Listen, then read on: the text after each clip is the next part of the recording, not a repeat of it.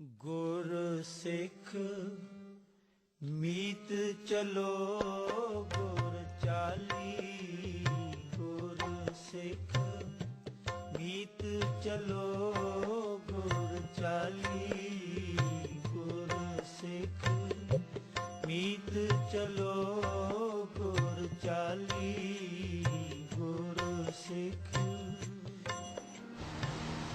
I have a restaurant that's named Tandoori Express. I invited my brother at my restaurant to have a cup of tea with me. When I got there, there was two young guys, white guys, and when I stepped ahead, one guy called me, "Give me my curtain." He pointed out my turban. I told him, no, this is not your curtain. This is my turban and it's religious.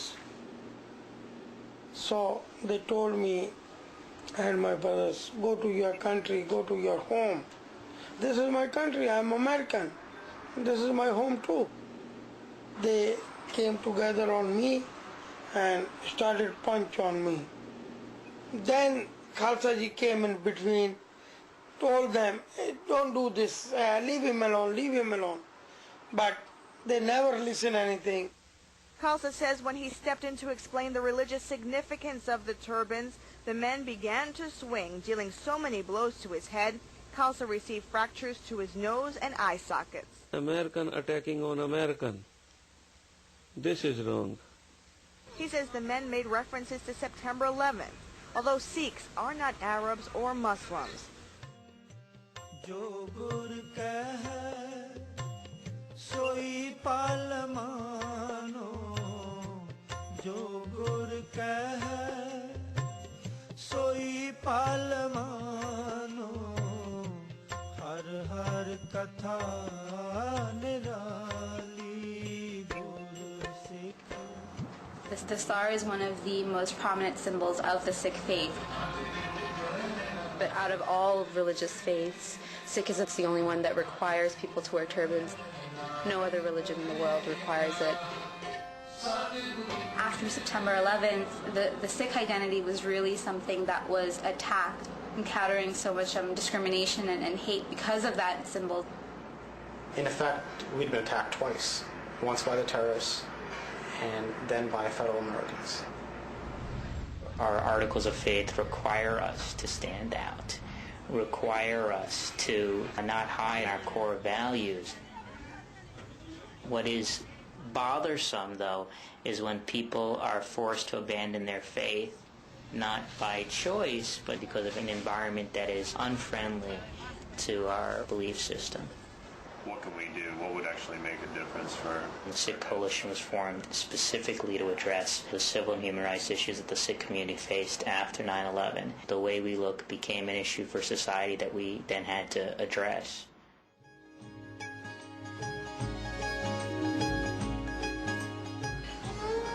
Since I was fired from the police department, I felt very, insecure that of the workforce. It was very hard for me. I don't know what I would have to do in order to put food on the table.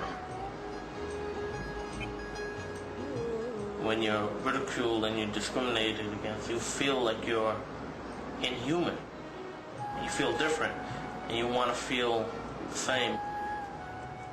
Even though I was born and raised here, I felt like this wasn't my country. I'm a very proud Sikh. I feel very strongly of it, and there's no shame in it. Sikhism originated over 500 years ago in the Punjab region of South Asia.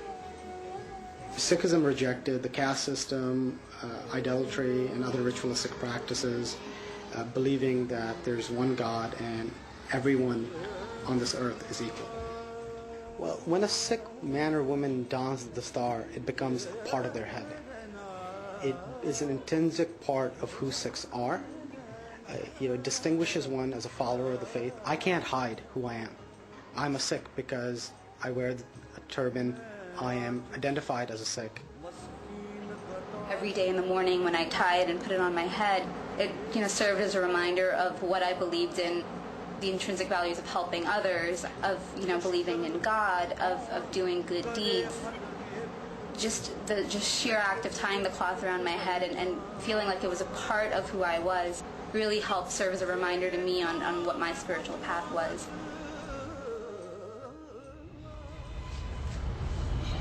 Around the end of the month of May of 2004, one of the superintendents of the subway line that I work for called me up and started to ask why I wear a turban.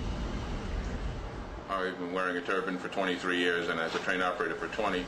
He told me that he no longer was going to allow me to work in passenger service and that I had to work in the railway yards where I'll make considerably less money and not have the flexibility that I have now. I mean, they could have investigated and found out that I was a member of a bona fide religion with tens of millions of members in the world and people working in all different levels and capacities throughout the world, but they didn't. Sikhs always have known that anytime there's any terrorism associated with Muslims or Arabs, our community always has felt the backlash, and that goes back more than 20 years in this country. In India, the Sikhs are looked upon as people who you can trust, who will stand up for justice, who are the people who are the defenders of righteousness.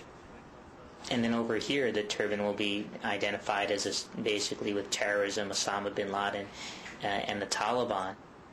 How do I stop the media every single time there's a terrorist act and that's the only association people ever see on TV when they see a turban and beard? How do I change the opinions of, 300 million Americans? Every single minority community throughout American history has had to fight for its place as members that are recognized as integral to the fabric of American society. And this is the Sikh community struggle to do the same thing. For example, after Rajinder Singh Khalsa was beat up and we were really unhappy with the way the police were handling the matter, we held a huge rally outside the police precinct where we were protesting and demanding that this thing be taken seriously and the police find the other people who hurt him. And the media covered it, and that put a lot of pressure on the police, and the police really did take the case much more seriously. At the end of it, we were extremely happy with the way they dealt with the situation. But that would have never happened if we hadn't made sure that the media and the public got involved and were informed about it. Litigation in the Sikh community is unlike litigation in any other community I can think of, because what we're doing for the judges, beyond arguing the law, we're giving a little mini history and religion lesson. Our brief we submitted to the court in the NYPD case was 151 pages. A good 30 of those pages was background on Sikhism, history of Sikhs. I mean, we had to sort of give the courts that background knowledge, because how can you apply a law against a group who you don't understand?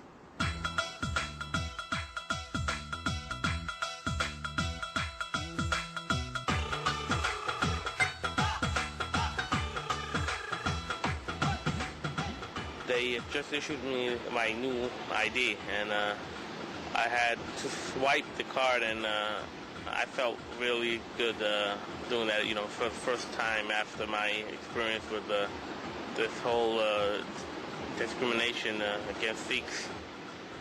It's just mind-boggling. Your religious beliefs could put a barrier between you and the city that you would want to work for.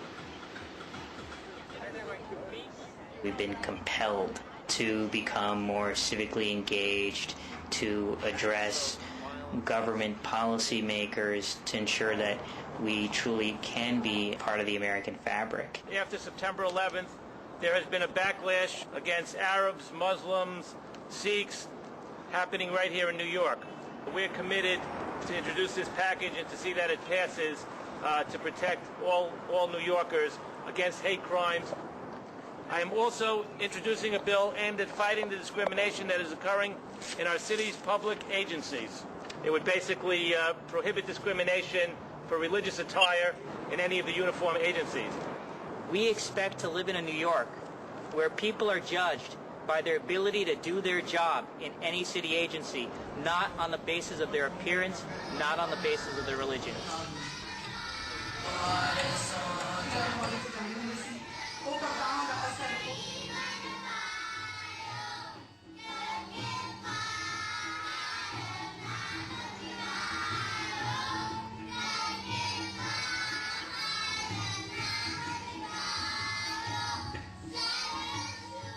when this happened, I didn't understand a lot about your culture. There's a lot of us out there that don't understand, and I think this is a good way about going to get the message across and for us to have a better understanding, and that's about it. You know, thank you for having me here. The need for this work is greater now than ever. Right? The average American still doesn't know who Sikhs are, and we certainly have a long way to go towards educating society. If people will be educated in the world more and more, they will know this religion is peaceful. They should know why we have the turban. The message should be for unity. You live peacefully and let others live peacefully.